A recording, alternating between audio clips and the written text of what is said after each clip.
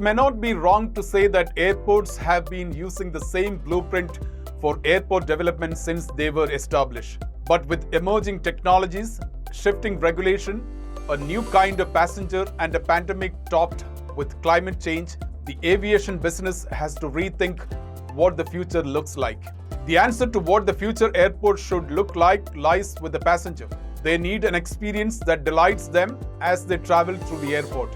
On the cargo business side, airports are to become the hubs for fast evacuation and clearing of cargo, supporting the speed to market value proposition of air cargo to the shippers. Technologies and digital innovations have a great role to play in creating the airports of the future that we want. Bangalore International Airport aims to be the smartest airport in India and eventually one among the world's smartest airports for passenger and cargo. It is making every effort to be the smart airport by adopting digitalization, automation, and creating future-ready infrastructure. Hello everyone, I am Reggie John and this is Logistic Tech Dialogues presented by Kale Logistics Solutions.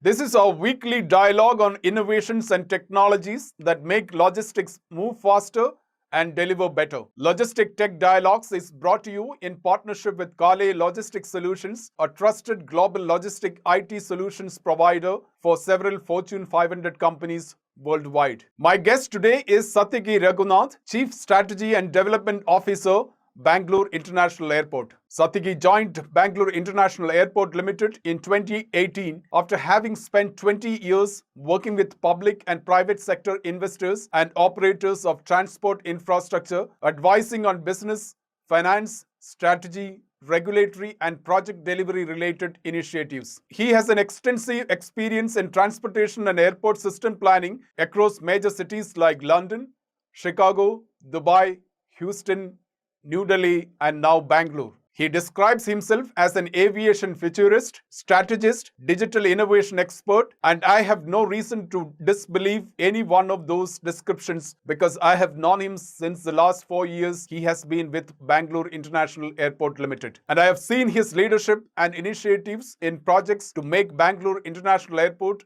as the most innovative airport in India with cutting-edge technologies to make the movement of passengers and cargo through the airport with ease and convenience. So it is my privilege to have Satyaki Raghunath as my guest in this episode. Satyaki, welcome to Logistic Tech Dialogues. Thank you, Reggie. Really pleased to be here on this discussion. Satyaki, let's start with some numbers, placing in context the phenomenal growth numbers on the cargo volume handled at the airport for the calendar year 2021. Several records have been broken. There is high double-digit growth in both domestic and international cargo. What factors, according to you, contribute to such growth figures even at a time when the belly capacity is so restricted? I think, we've had a fantastic year, as you well know, and we recorded our highest ever cargo tonnage in terms of an annual basis during the COVID period. And if you think about it, we ended calendar year 2021 with about 406,000 odd, almost just under 407,000 cargo. And that was almost just under 30% growth, compared to the previous year. If you look at the fiscal year 2021-22, we've actually done better than that. We ended the year with about 411,500 odd. And that was again a growth of about just under 30% compared to the previous year. And as we sort of went through the year, we broke several of our own records. It was the highest tonnage for a fiscal year since open. It was fantastic that, we were going through COVID and coming out of the pandemic. We had multiple waves both at the beginning of the fiscal year and then with Omicron at the end of the fiscal year. We were plus 26% overall compared to FY 2021. We were plus 20% compared to FY 2019-20, which is also great because that was our highest year before COVID hit. And international cargo was fantastic during this period. We handled about 271,000 odd metric tons of international cargo, which was a 31% growth, I think, compared to the previous year. We had handled domestic cargo at about 140,000 metric tons, which was also fantastic. And, that was a growth of, if I'm not mistaken, about 17% compared to the previous year. So we've had some pretty phenomenal numbers. And if you take the period, particularly between July, August of last year and sort of December of last year before Omicron came in, we broke several records in terms of even on a monthly basis at our highest ever monthly tonnage. We had for exports, the best month for imports. So it was quite a run during that period as we were recovering from Delta and just before Omicron hit. And I think several factors contributed to this growth. And I think, I'll be pleased to talk about them in detail as we go forward. But fundamentally, I think there are three reasons why Bangalore Airport does very well. First part is the fact that we are located very strategically in the middle of the southern half of India's peninsula. And I think we have a very good and broad catchment area, encompasses not just Bangalore as a metropolitan region, but if you take the area around it, I think we managed to attract a lot of cargo players, stakeholders, freight forwarders, other parties, not just Karnataka, but also neighboring states who come in and sort of push their cargo through Bangalore Airport. So the job definitely is an advantage. Secondly, I think in terms of infrastructure, we've created the right infrastructure for all of our stakeholders. I think it's absolutely critical, not just in terms of physical infrastructure, but also the technology that we've often spoken about. And the fact that our partner ecosystem here, whether we talk about customs, whether we talk about BCAS, ISF, whether we talk about the trade bodies and the cargo community, all of that has been phenomenal. They've been really sort of working closely with us in order to make sure that we achieve our goals. The airline community has been fantastic. They've added more capacity in here, both in belly capacity on the passenger flights, as well as dedicated freighter service over the course of the last few years. And finally, in terms of our team here, I think we've got one of the best cargo teams in India. In fact, I would probably be unequivocal in saying that I certainly think, and I'm biased, but I certainly think we've got the best cargo team in India. And I think they've done a phenomenal job over the course of the last few years in order to position us as sort of the natural gateway for South and Central India. And that also worked in our favor. Satyaki, with the scheduled international service already back in operation late last month, what kind of growth are you going to see in 2022? Because a lot of cargo actually moves in the bellies of international wide-body passenger services. During or before the pandemic, right? If you think about it, we had about 60% of our cargo going in the belly of passenger aircraft, and about 50% on dedicated freighters. During the pandemic, as we sort of had all the restrictions on passenger movement and as airlines sort of reduced capacity due to various regulatory challenges and permissions and things like that globally, right? A lot of that freighter capacity sort of started increasing. And we had about 70 to 75% of our tonnage going on freighters, and only about 25% going in the belly of passenger tech. And I think that was a significant change. And it was driven by the fact that a lot of our traditional belly capacity that happened through scheduled services got reduced. What's interesting is two or three things. I think the fact that demand is certainly there is unquestioned. I think most people want to start traveling again, and that's good for cargo as well. So we've had a lot of the international carriers come back as we've sort of opened up. As you know, international services opened up with the summer 22 schedule starting on 27th of March. And we've seen a huge uptick in terms of the slots filed, in terms of capacity coming back. For instance, Emirates has come back with their full complement of 24 weekly frequencies. We've got Japan Airlines, which started Tokyo during the pandemic, who have two services we're extending to 3. As you know, we've got British Airways, who's got five times a week, but I think they're going to daily from the beginning of May. We've got KLM starting later in April. We've got Lufthansa, who's already started, who will go to daily sort of in the next 4 to 8 weeks. We've got Air France, who've already started, and we've got Qatar Airways. We've got Singapore Airlines. We've got all of the other traditional Middle Eastern and Southeast Asian carriers who are all coming back as they bring aircraft into service. As we see that, I think significant belly capacity will come back into the mix. In addition, I think two interesting things. We've got DHL freighters who've sort of increased their frequency from 11 to 17 weekly sort of services. We've got Schenker, DB Schenker, who did a weekly service. And that's very interesting because it takes a lot of material from here to the US. And UPS are also scheduled to start services later in July. So I think if you look at all of this, both from a belly capacity in passenger aircraft, as far as wide-bodied aircraft are concerned, as well as freighter service, they're all on schedule to come back, and we are expecting to see significant growth over this year. In addition, you might have noticed that we've sort of got services to North America scheduled for start later this year, with both American and United scheduled to start to Seattle and San Francisco in October. And last week's announcement of Qantas starting direct service from Sydney to Bangalore is also fantastic news for us, because we expect travel time to be cut in terms of the fact that we can go now from Bangalore to Australia with about 3-4 hours shaved off the fastest alternative route. Also being a great thing for both perishables as well as cargo engine. So I expect to see significant recovery and some exciting stuff happening on the cargo. Satyaki, I think Japan Airlines and Ethiopian had already started. I think they will increase the frequencies. So there is potential for significant cargo commodity to be carried on the bellies of those passenger wide-body flights. Qantas will start later this year, American Airlines and United. What is any sense of the cargo potential in now some of these long-distance direct flights? I mean, not offhand in terms of specific volumes, but to sort of put it in some context, right? Today we have cargo capacity of about 715,000 metric tons here annually, which is a stated capacity. This is extendable to somewhere between 850 and 900,000 metric tons, depending on how we use the facility, depending on sort of process efficiency in terms of what happens, how we can use the capacity, timing of the frequency as it comes in, dwell time, and things like that. But in the longer term, I think with all of these services coming in over the course of the next 2 to 4 years, I expect to see us grow to that limit of sort of 750 to 850,000 metric tons. In the longer term, probably somewhere between 1 and 1.5 million metric tons cargo will be handled annually at Bangalore Airport. That I know it seems ambitious, but to put some things in context, we started this airport in 2008, and then when we looked at our first 10 years, we had tripled both in terms of passenger and cargo traffic volumes. And I think if you look at the next 10 years, even though COVID has probably taken the sheen off a couple of years in terms of performance, I think that the recovery is going to be sooner than we think, because of the way India works, because of our overall sort of potential. And I think on cargo and passenger volume front, I expect to see us tripling once again in volume. Bangalore Airport is clearly on top when it comes to providing a gateway airport for India's perishable export, and you have marketed so well that proposition.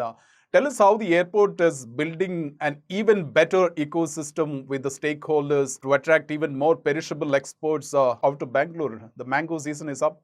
I just had my first mangoes a couple of days ago, and I've been a huge fan, so always good. I think the rest of the world depends on India for their mango supplies, so that's always wonderful part of the year. It's an interesting question, right? I think we've done particularly well with respect to perishables over the course of this year. In fact, if I'm not mistaken, if you look at PIDA data, we are about 30% of India's total perishable shipments.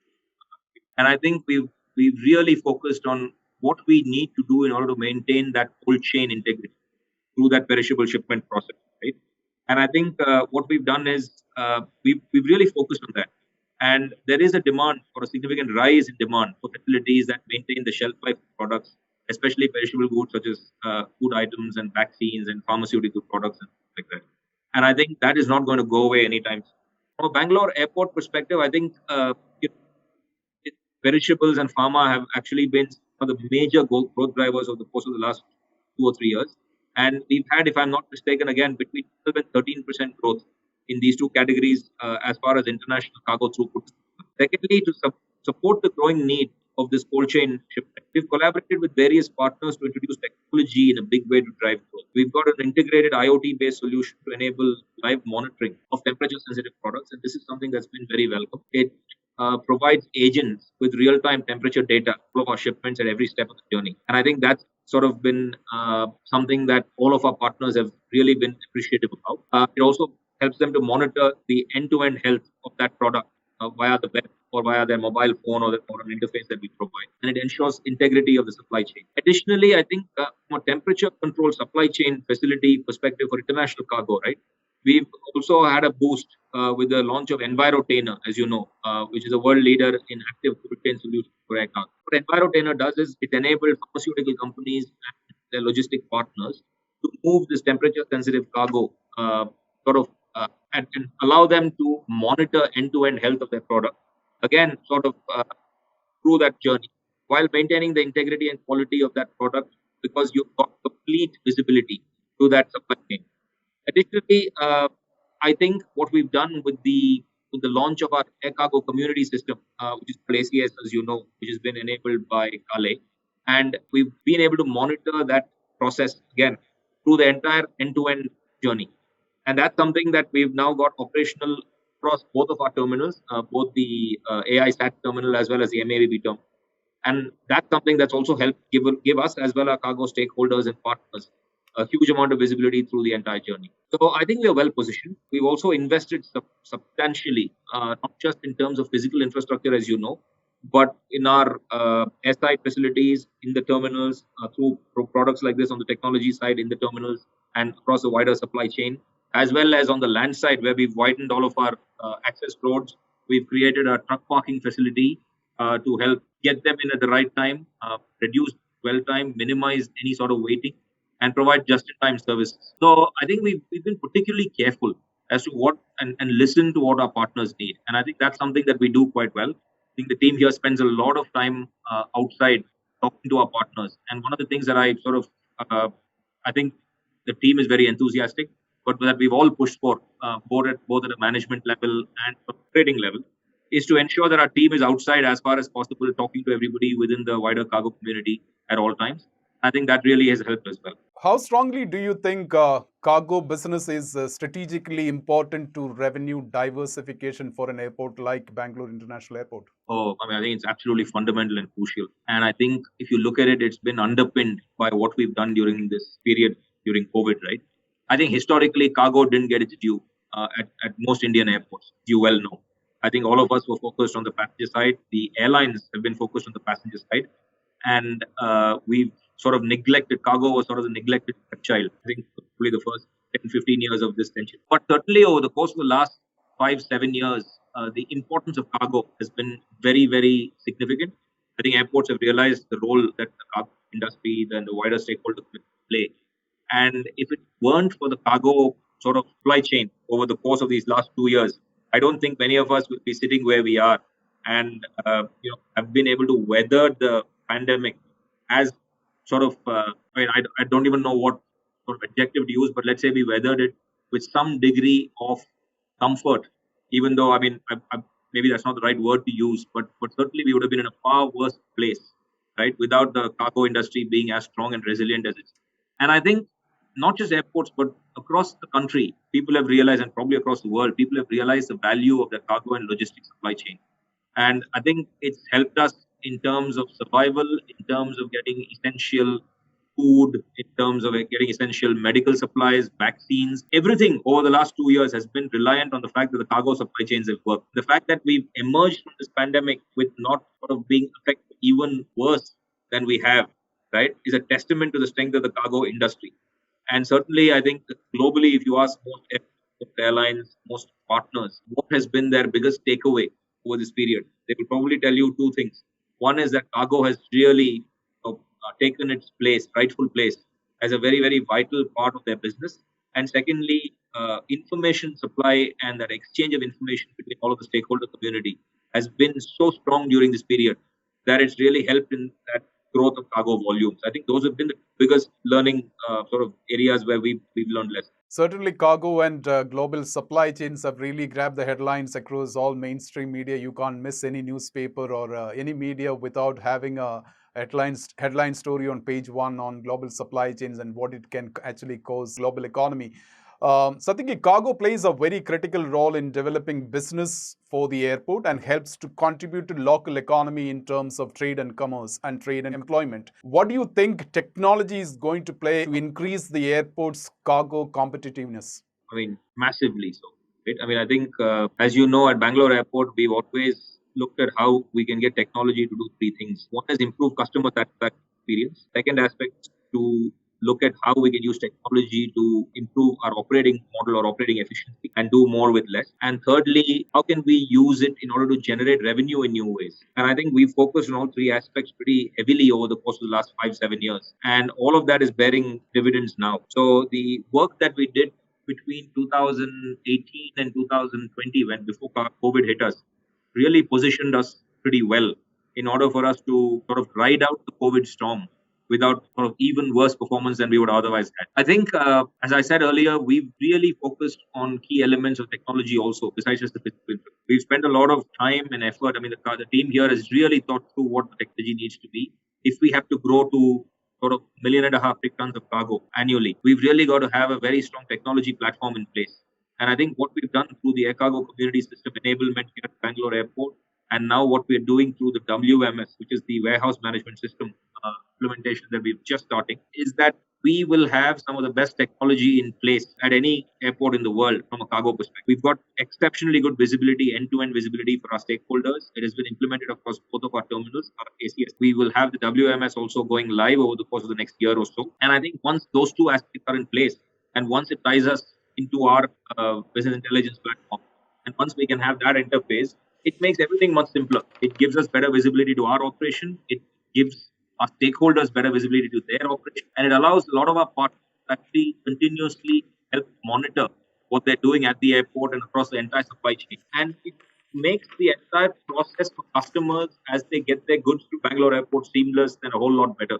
And I think there's a reason why we've done well in cargo.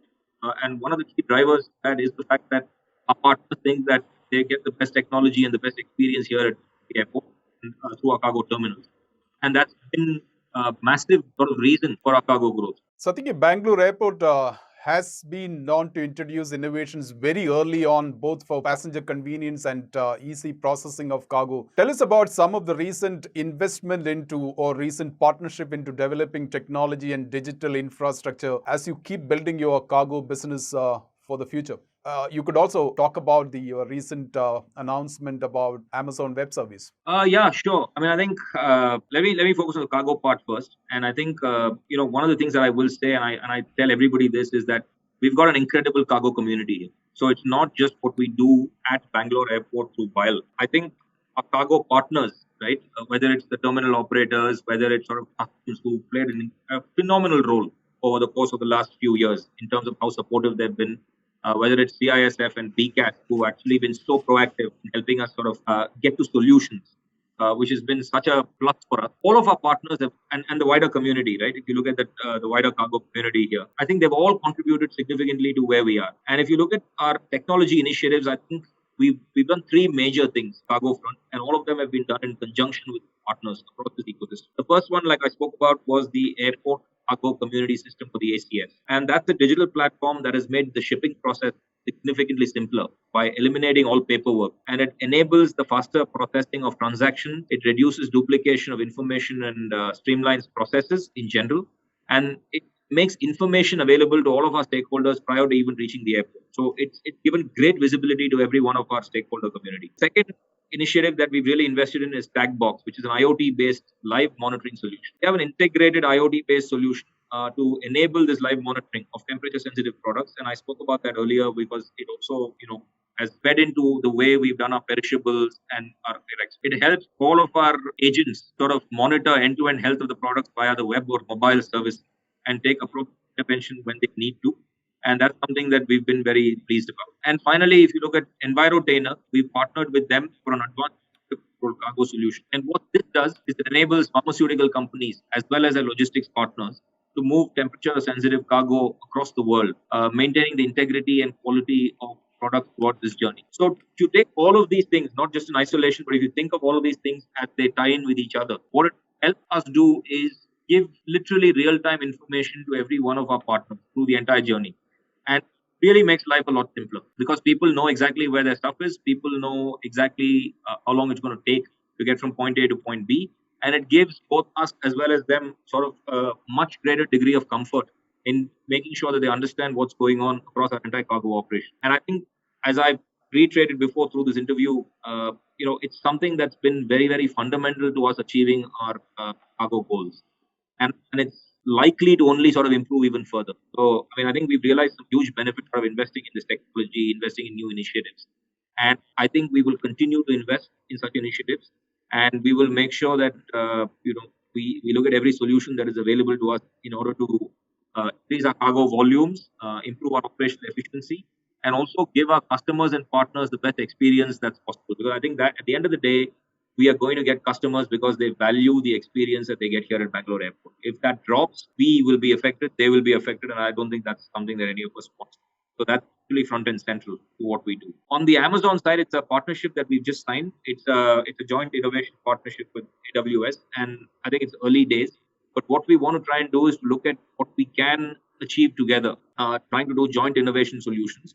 And there are a range of areas identified, whether it's sort of looking at logistics and warehousing, or whether it's looking at technology in terms of innovation and innovative approaches using the AWS stack, and what we can do not just cargo but across a range of different initiatives at the airport. And we will define very specific things as we move forward with this partnership. But we're very excited. We think Amazon has been a pioneer in what they do across the world with respect to how they've completely disrupted industries, different industries, as they've sort of a journey over the last 25, 30 years. And we believe that it's a great opportunity for us jointly to look at what we can do together to disrupt the industry. Satyaki, since you already spoke in detail about the air cargo communities, how the air cargo communities are created around airports, my question is creation, maintenance, and growth of cargo communities anchored in airports. How important is that going to be going forward? Because you can create an airport community in Bangalore, then that can actually connect to another airport community, maybe in Brussels, London, or in Amsterdam, or in Miami, and then you have this community of communities. Is that something that is that's possible in the future? I think so. I think it's certainly something that we are aspiring towards or aspiring to. And if you look at what we could be or who we could connect with, I think certainly relationships with other major cargo hubs, whether it's Amsterdam or Zurich or Brussels or Cologne or any of the European hubs, or potentially even in the longer term, some of the Far Eastern hubs like Singapore or hubs like Dubai. And finally, the Holy Grail, I suppose, if you look at in the US, whether it's Memphis or Anchorage or Louisville, etc. I think the idea is to try and see whether we can do something more substantial with each of them. I think that's something that will evolve. I think that is certainly something that many of us within the airport and the cargo industry are sort of looking to work towards. How long it will take is anybody's guess. But I think certainly the world is getting smaller every day. And regardless of what's happened from a political or geopolitical perspective or from a perspective, and various other means, I think the fact that I've said before, even today, right, the fact that we've managed to weather the COVID storm without faring much worse is significantly down to the fact that logistics and supply chains stayed open the way they were through this period, right? And I think all of us have realized the value that brings to all of our citizens. I think, again, at this point, it would be remiss of me to not acknowledge the work that the government of India has also done. If you look at many of the initiatives that have come through MOCA, if you look at many of the things that they've talked about, with respect to PIDA, with respect to looking at perishables, with respect to looking at the wider cargo community and what we can do through all of our partners, both public sector and private sector perspective, I think they're also working very, very seriously behind the scenes in order to make sure that the infrastructure, the policy, the system are getting improved every day in order to get India to a place where we can take advantage of many of our natural sort of, let's say, upsides, like the population or the size of the market, the extent of the country, etc., and try and connect us as easily as possible with various other parts of the world from a passenger and cargo perspective. I think that will get better. That will get significantly better in mind over the course of the next few years. And I think the potential of what we could do, right, not just domestically, but internationally with partner airlines, partner airports, partner sort of cargo bodies, trade associations, federations, and between governments is all likely to increase manyfold. And I suspect that whatever you see today in terms of the Indian market with respect to cargo potential will likely triple or quadruple over the course of the next sort of decade or so. So I think, the signs are very promising. As markets get opened up, as we start connecting once again to the rest of the world, and as more and more trade partnerships are signed. I mean, you saw the Australian partnership being signed last week. And I think the new route to Australia, for instance, is going to take advantage of some of those benefits. But as we go forward, I think all of these things will sort of necessarily influence each other in good ways. And I'm certainly very hopeful, and I'm an eternal optimist. I think things will be good. we will sort of have better volumes. So I think promising days are ahead. Satyaki, what are the other types of technology tools, both in terms of software and hardware, that you think of deploying to improve cargo operations at the airport to help shippers in speed to market strategies, especially for e-commerce, express cargo, perishable and pharma shipment? Do you think something like drones could play a significant role in the last mile, mid-mile deliveries? I think certainly over the next 5 to 10 years, right, you're going to see a lot of things. But underpinning all of that, right? I think whether it's drones, whether it's whatever other facility, whether it's envirotainers, tag box, etc. I think hardware is only part of it, right? At the end of the day, I think what we're going to see is significant digitalization across the entire cargo industry. And I think the fact that we are investing in that digitalization, investing in new platforms, that's actually going to be the biggest driver of what we can do. And as you invest in these platforms, as you allow them to sort of start connecting with each other, and as you allow mobile technology, and I suppose as you start going into 5G and what you can do with edge computing over the course of the next few years, you're going to find significant opportunities to increase value through this entire journey. So I think aviation space and even the cargo and logistics and warehousing space has always sort of looked outwards to try and see what technology advancements or technological progress can do for the industry, both from an optimization perspective and from a cost reduction or revenue generation perspective. I think that will continue. I think the other area where you will see significant discussion, debate, and progress over the next 10 years, certainly regardless of whether it's cargo or passenger movement, will be in the sustainability area. And I think even from a technology perspective, right, I think all of us are going to have to work exceptionally hard to make sure that we meet our sustainability goals. And I think that's going to be the area where you will find the most debate, the most discussion, and the greatest concern, both from the industry perspective as well as from a citizen perspective, in terms of making sure that all of us are being held accountable to sustainability goals. Right? And I think many of the technology innovations that you will see over the course of the next decade or so will also in the areas of reduction of carbon emissions, the use of sort of new technology that will be much more sustainable, greater use of hydrogen or battery technology in order to see what we can do with that as the industry evolves. And we sort of try and participate. The use of sustainable aviation fuel, for instance. I think we try and participate in everything that we can that we believe will help us these sustainability goals as well. And that's something that I think now that we've got to a stage where we've leadership on the pure technology front within our terminals, I think what we will focus on over the course of the next few years is a combination of what we can do with the wider logistics and supply chain and how technology can get into that to help us improve our numbers. But equally, what can we do from a sustainability perspective and what kind of technologies will have to be adopted as we move towards achieving our sustainability goals. And I think that's something that not just Bangalore Airport, but I think the wider industry will have to focus on in a very serious way over the next decade. We have to achieve that growth, but it cannot be at the expense of not meeting our sustainability targets. And to me, that's going to be the big area of focus over the next decade. Since you've already answered my question on sustainability and how technology could be applied or could be deployed to address sustainability goals, I'll come to the last question. And it is about the new technologies that you are passionate about and those that will help air cargo industry to deliver better, lower cost and always be sustainable.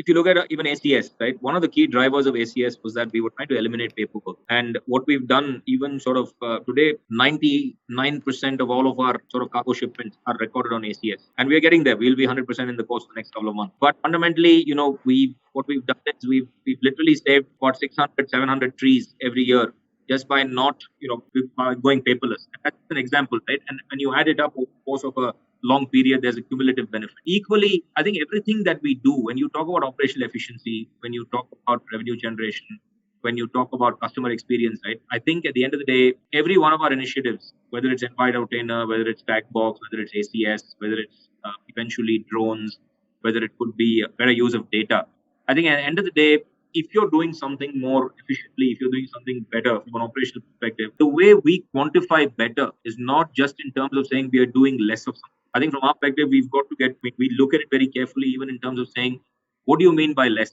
Does it mean that we have less operations? Do less operations therefore lead to, for instance, less consumption of fuel? Does that mean lower emissions?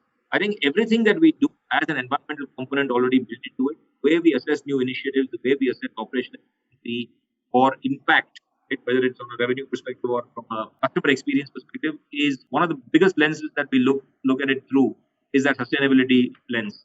And I think for us, anything that we do to reduce number of movements on the air side, number of movements on the land side, reduce fuel consumption, use sustainable or renewable energy to power most of our facilities, all of these things together account for what our cargo strategy is. So the other part that I don't know whether many of your readers or viewers know about is that we are an airport where between 98 and 100% of the energy at this airport comes from renewable source. In fact, there was a period between November and Jan-Feb of this year, November of last year and Jan-Feb of this year, where 100% of our energy came from renewable source. It comes from a combination of both solar and wind.